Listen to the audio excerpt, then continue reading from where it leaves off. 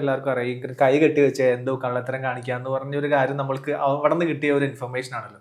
അതുപോലെ എന്തെങ്കിലും body language അതിന്റെ ഒരു സിംറ്റംസ് അല്ലെങ്കിൽ അത് എന്തുകൊണ്ടാണ് അങ്ങനെ ചെയ്യുന്നതെന്ന് പറയാൻ പറ്റും? അത് ഞാനിപ്പോൾ അത് പറഞ്ഞു കഴിഞ്ഞാൽ നാളെ ഇപ്പം ഞാൻ എക്സാമ്പിൾ പറയാണ്, ഇപ്പം ബ്രോ ഇപ്പം തല ഇങ്ങനെ ടിൽറ്റ് ചെയ്തു, ഈ ടിൽറ്റ് ചെയ്ത് ഇപ്പം ഞാൻ പറഞ്ഞപ്പോൾ റിവേഴ്സ് ചെയ്തു.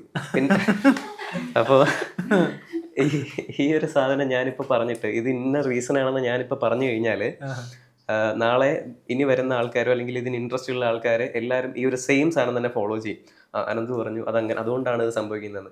പക്ഷേ ഇപ്പൊ നമ്മൾ തല ചൊറിയുന്നത് കള്ളം പറയുന്നതാണെന്ന് ചില യൂട്യൂബ് ചാനൽസിലൊക്കെ നമ്മൾ കേട്ടിട്ടുണ്ട്. തല ചൊറിയുന്നത് കള്ളത്തനത്തിന്റെ ലക്ഷ്യം. പക്ഷെ എന്തുകൊണ്ട് തല ഒരു ചൊറിച്ചിൽ വന്നാലും ചൊറിയില്ല? അപ്പോൾ അതങ്ങനെ നമുക്കൊരു 100% ബോഡി ലാംഗ്വേജ് ഇങ്ങനെയാണ് സ്പെസിഫൈ ചെയ്ത് അങ്ങനെ നമുക്ക് പറയാൻ പറ്റില്ല. അത് cultural differences, language differences, age differences, male or female, ഇങ്ങനെ എല്ലാം അനുസരിച്ച് അത് മാറും. അതിന് മാറ്റങ്ങൾ സംഭവിച്ചുകൊണ്ടേയിരിക്കും.